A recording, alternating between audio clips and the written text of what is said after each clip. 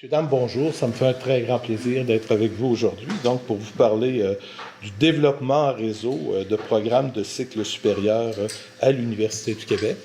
Mon nom, c'est Jean Bernatchez. Je suis professeur-chercheur à l'unité départementale des sciences de l'éducation au campus de Rimouski, membre aussi du groupe de recherche apprentissage et socialisation APSO. Donc, plan de la présentation.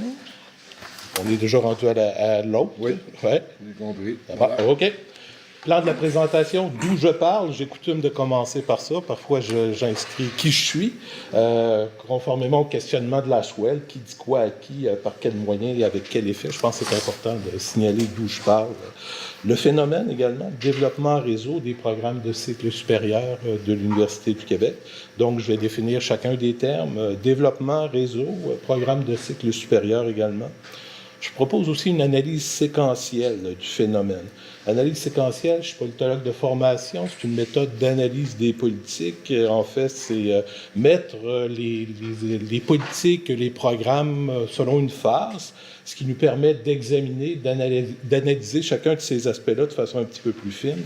Donc, par rapport au phénomène qui nous intéresse, soit le développement réseau des programmes de cycle supérieur, je vais examiner un petit peu l'émergence, l'élaboration, la mise en œuvre, l'évaluation, questionner aussi sur la terminaison aussi de ces programmes selon la grille de Jones, notamment la grille d'analyse séquentielle. Il propose également une étape qui s'appelle l'adoption. L'étape de l'adoption, habituellement, c'est une étape qui est très, très ponctuelle. On pourrait l'examiner aussi de façon un petit peu plus fine pour voir les différentes conditions qui sont liées en fait à l'adoption de ces programmes-là, de ces politiques en quelque sorte. J'espère qu'on aura du temps aussi pour échanger avec l'auditoire, ça serait particulièrement important. Donc, mon objectif, c'est de livrer un témoignage formalisé, mais un témoignage que j'ai validé aussi avec mon collègue Claude Belzile, qui travaille à la direction des études et de la recherche à l'UQ, un professionnel donc qui s'occupe particulièrement de l'évaluation des programmes conjoints. Donc, j'ai eu l'occasion d'en discuter avec lui de tout ça. Livrer mon témoignage formalisé de mon expérience professionnelle, donc du développement en réseau des programmes de cycle supérieur à l'Université du Québec. Suivante, d'où je parle. Agent de recherche. Agent de recherche, ça a été presque l'essentiel de ma carrière. D'abord à l'Université Laval pendant quelques années. Ensuite, dans le réseau de l'Université du Québec, au siège social à l'Université du Québec, ce qu'on appelait à ce moment-là le service des études avancées. Donc, c'est un peu un calque de l'anglais, on dirait des études de cycle supérieur. C'était à l'époque où on appelait les étudiants de cycle supérieur des étudiants gradués aussi, un peu comme les thermomètres. On a changé la nomenclature, mais on parlait d'un service qui était une belle appellation de mon point de vue, plutôt que direction. Moi, j'aime bien le terme service. Des études avancées de la recherche, où j'ai eu à travailler sur plusieurs dossiers de concertation entre les professeurs, entre les équipes, mais entre autres, j'ai été accompagnateur des comités d'élaboration de nombreux programmes conjoints de cycle supérieur. Donc, c'est vraiment la période où il y a eu une forme d'émergence de ces programmes-là, où il y en a eu beaucoup. Donc, c'est un moment où je travaillais notamment en soutien aux différentes équipes de professeurs, donc, qui avaient à monter les dossiers de programme. Comme adjoint au directeur de l'enseignement et de la recherche à l'ENAP également, où entre autres j'ai été responsable de l'évaluation périodique des programmes, et comme professeur en sciences de l'éducation depuis 2007 au campus de Rimouski, de l'Université du Québec à Rimouski, et à compter du 1er juin, notamment, je vais être le directeur local du programme de doctorat réseau en éducation. Associé à différents groupes de recherche, donc le réseau Périscope notamment, qui regroupe 87 chercheurs sur la réussite, la persévérance scolaire, le groupe de recherche sur le développement régional de l'Est du Québec, APSO, comme je disais, le groupe de recherche apprentissage et socialisation. Également chercheur associé au CETREC, Centre de transfert sur la réussite éducative du Québec, qui est plus un organisme, non pas de recherche, mais plutôt de transfert des résultats de recherche. Accompagnateur, donc, comme je disais, des comités d'élaboration de plusieurs dossiers, mais il y en a qui me tiennent particulièrement à cœur. Donc, j'ai travaillé très fort du côté de la maîtrise en sciences infirmières, notamment, et du doctorat en lettres. Je suis rendu, je vais avoir 59 ans cette année. Déjà, je me pose des questions sur les réalisations. Qu'est-ce que j'ai pu faire dans ma carrière professionnelle pour être utile aux gens? Très certainement, la maîtrise en sciences infirmières, c'est un peu un projet archétypique de ce point de vue-là, parce qu'on est parti avec relativement peu de choses, mais en même temps plein de bonne volonté de la part des professeurs. Je regarde le développement aussi de ce programme-là au cours des dernières années, puis je trouve ça absolument fantastique et sur tous les points de vue. Donc, j'ai accompagné ce comité d'élaboration de la maîtrise en sciences infirmières, doctorant en lettres aussi, selon une même stratégie, une même procédure. Donc, on avait développé une façon de faire dans l'accompagnement à ce moment-là des professeurs pour créer des nouveaux programmes. Habilité à la direction de thèse, donc au doctorat en éducation, auquel j'œuvre principalement, aussi au doctorat en développement régional, bien que j'encadrerai pas d'étudiants dans ce contexte-là, mais c'est plus en mesure de soutien, en fait, à quelques collègues qui pourraient être intéressés à ce moment-là aux différentes méthodes et théories de l'analyse des politiques. Donc, je suis là plus en soutien. Mais au doctorat en éducation, j'accompagne quelques étudiants de ce côté-là. Et membre aussi du comité interinstitutionnel d'évaluation de la maîtrise en gestion de projet, donc une évaluation interinstitutionnelle qui a été faite il y a quelques années. Il y a déjà quelques temps, je me suis relu pour voir ce que j'avais dit. J'avais écrit un article scientifique dans la revue interaméricaine de gestion universitaire sur le développement en réseau de programmes de cycle supérieur. Puis, ça tombe bien parce que, donc, l'année prochaine, je vais aussi écrire un petit chapitre, un témoignage à tout le moins sur le développement en réseau des programmes à l'Université du Québec. Donc, un retour un peu sur l'expérience de cette vie professionnelle-là. Le phénomène. Donc, programme de cycle supérieur, essentiellement les programmes de deuxième et troisième cycle qui conduisent à l'obtention d'un grade. Il y a beaucoup de diplômes d'études supérieures spécialisées, de DES, qui sont offerts de façon conjointe. J'ai retenu ici des programmes de deuxième, troisième cycle qui conduisent à l'obtention d'un grade. Quelques programmes de premier cycle aussi qui sont offerts de façon conjointe aussi. Mais on s'attarde ici essentiellement aux programmes de deuxième, troisième cycle qui conduisent à l'obtention d'un grade. Développement, je le définis comme une évolution qui a comme finalité une offre de programme qui soit adaptée aux besoins, aux ressources, aux aspirations des établissements, aux aspirations également de sa population étudiante. Donc, selon des grands principes, qualité, bien sûr, pertinence, mais également efficience, au-delà de l'augmentation du nombre de programmes. Peut-être dans un premier temps, c'est important de se doter d'un patrimoine de programmes qui soit assez large, mais il n'est pas exclu qu'on puisse fermer certains programmes, en créer d'autres. Il est même possible de proposer une rationalisation. À ce moment-là, on peut toujours parler aussi de développement donc, dans ce contexte-là. Réseau, une belle définition, groupe de personnes en relation les unes avec les autres. Filet social, dont les nœuds sont des petits groupes d'individus reliés par des mailles qui s'enchevêtrent et qui représentent la concertation, l'échange et l'aide mutuelle dans la poursuite de buts partagés. Programme offert conjointement. Donc, premier, toujours le phénomène.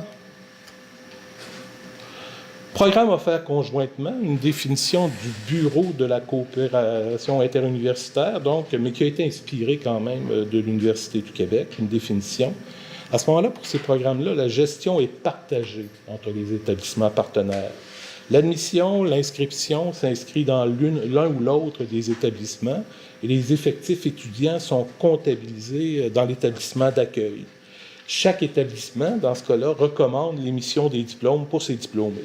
Le programme est placé sous la responsabilité d'un comité de programme composé notamment de professeurs qui sont rattachés aux établissements partenaires, mais également d'autres partenaires qui vont participer à ce moment-là à la gestion du programme.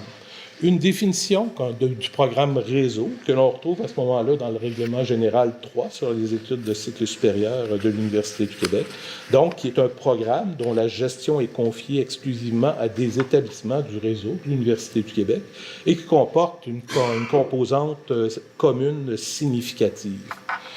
Programme offert par extension. Encore ici, une définition du Bureau de la coopération interuniversitaire qui a été inspirée par celle de l'Université du Québec. La gestion académique revient à l'établissement d'où provient le programme. La gestion administrative relève de l'établissement d'accueil où s'effectue l'admission, l'inscription, puis aussi la comptabilisation des étudiants. L'établissement d'où provient le programme émet le diplôme.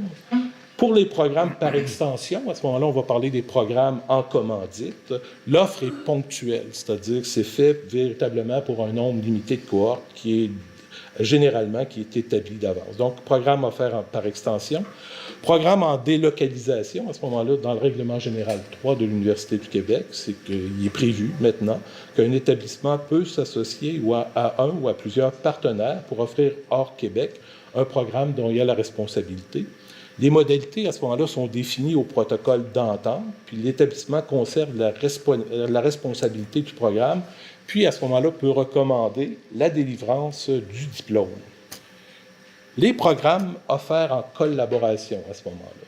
Là, le mode de gestion varie selon un protocole d'entente qui prévoit notamment des modalités relatives à la gestion académique et aussi à la gestion administrative du programme, ainsi que les conditions relatives à l'utilisation des ressources.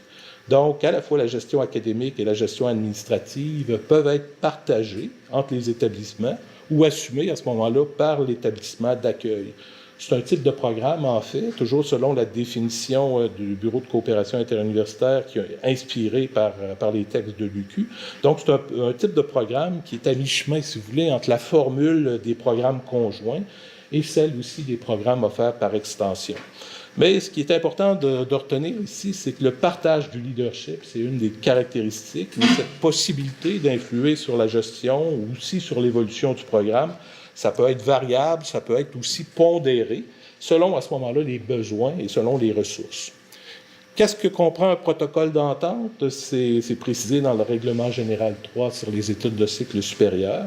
Donc, un partage des responsabilités afférentes à la gestion, des mesures à ce moment-là qui vont viser l'admission, l'inscription et l'encadrement, l'établissement habilité à recommander la délivrance du diplôme, des modalités aussi de partage des ressources, la durée de l'entente, bien sûr, et les modalités de modification. Des modalités de modification où on doit faire attention, notamment pour sauvegarder les acquis des étudiants admis et des étudiants inscrits aussi, si jamais il y a des modifications à apporter au programme. Quelques exemples qu'on a ici, notamment à l'intérieur du réseau de l'Université du Québec exclusivement, donc notamment les programmes que j'ai nommés tantôt, bien sûr, maîtrise en génie logiciel également, qui est un programme conjoint entre l'UQAB et l'ETS, la maîtrise en histoire, donc à ce moment-là, qui est une extension du programme de l'UQAM vers l'Université du Québec à Rimouski, doctorat en études urbaines, notamment UQAM-INRS, qui est un programme conjoint. Il y a aussi des programmes à l'intérieur de l'UQ et hors du réseau UQ, c'est-à-dire que c'est des établissements de l'UQ avec au moins un établissement hors du réseau. On peut donner l'exemple de la maîtrise en muséologie, notamment entre l'UQAM et l'Université de Montréal, qui est un programme conjoint. La maîtrise en génie minéral, donc de l'École polytechnique vers l'UQAT, qui est une extension. Doctorat en histoire de l'art, Concordia, Laval, l'Université de Montréal, l'UQAM, qui est à ce moment-là un programme conjoint. Il existe quelques programmes aussi de ce type-là hors du réseau de l'UQ. Il y en a beaucoup moins, comme on le verra, notamment le MBA exécutif, qui est un programme conjoint entre HEC et McGill, doctorat en sciences infirmières de l'Université McGill et de l'Université de Montréal, qui est un doctorat conjoint. Également, on peut donner l'exemple de l'extension du programme de doctorat en philosophie de l'Université Laval vers l'Université de Sherbrooke. Il y a ici un petit tableau où je les ai comptabilisés, les différents programmes. Donc, on retient toujours qu'il s'agit là, à ce moment-là, des programmes qui conduisent à l'obtention d'un grade, avec première colonne à l'intérieur exclusivement à l'intérieur du réseau de l'Université du Québec.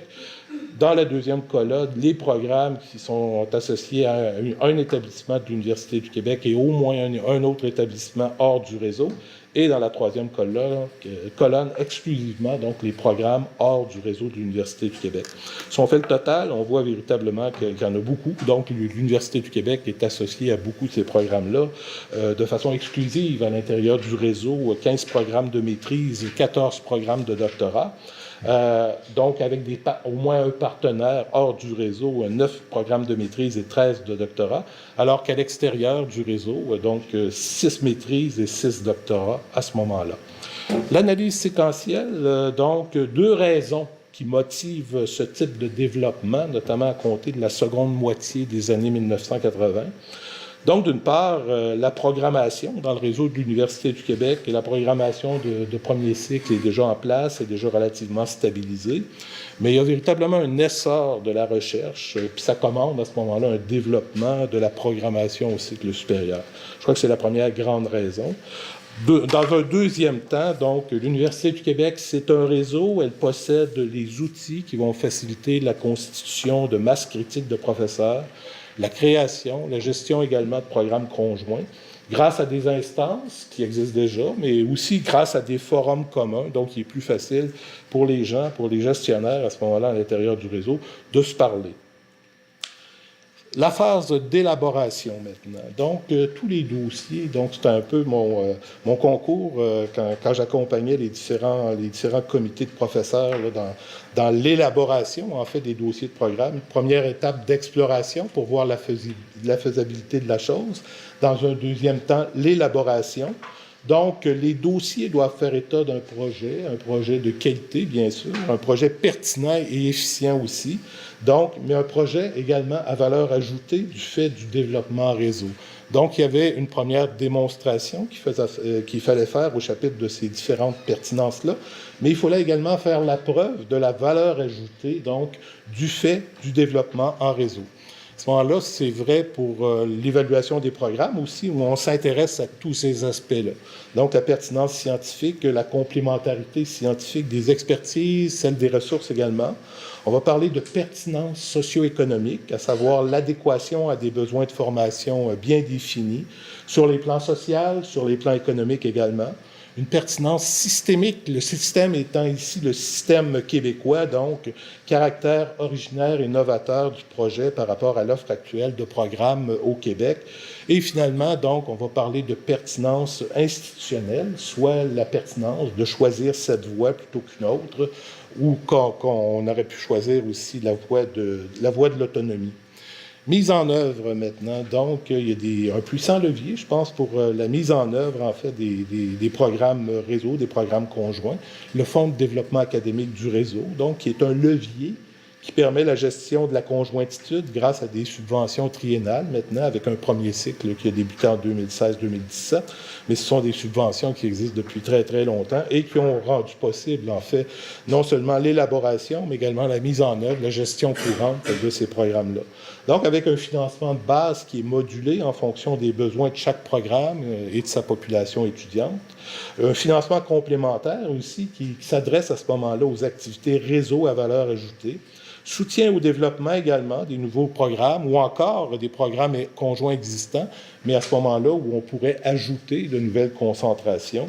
Et puis également un soutien à l'évaluation périodique, donc des travaux qui sont liés à cette opération-là, qui commande en fait énormément de travail et qui doit être fait de façon périodique, au moins une fois tous les 10 ans.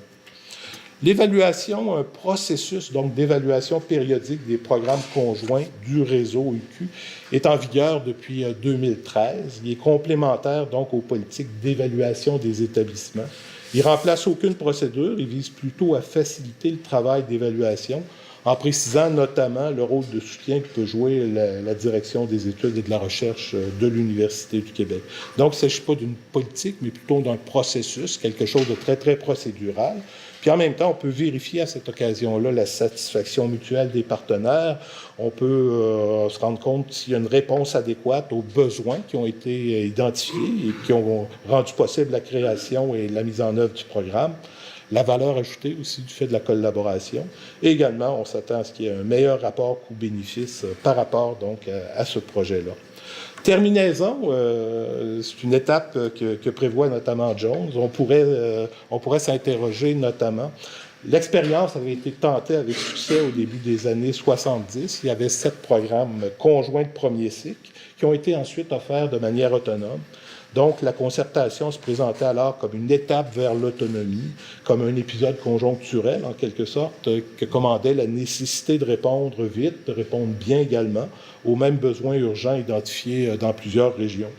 Aux études de cycle supérieur, par ailleurs, il y a comme une habitude. La conjointitude se présente davantage comme un phénomène structurel, ce qui n'empêche pas des possibilités, qu'on puisse avoir une autonomie.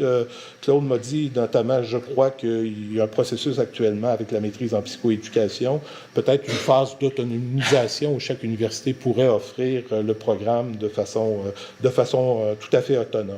Donc, en même temps, c'est pas impossible qu'il y ait un retour. La conjointitude, c'est pas une fin en soi, c'est-à-dire ça permet de répondre à un certain besoin à un moment donné. Bilan, le développement en réseau, donc ça permet d'offrir des programmes qui ne seraient pas possibles d'offrir autrement. Donc, on va parler de constitution de masse critique, on va parler de partage des ressources, on peut parler également d'intelligence collective. On l'a vu, l'Université du Québec, c'est l'université qui a inventé le vocabulaire, qui a inventé des pratiques aussi qui témoignent de nombreuses déclinaisons du modèle. On a vu notamment les programmes conjoints, offerts par extension, en commandite, en collaboration, en délocalisation aussi.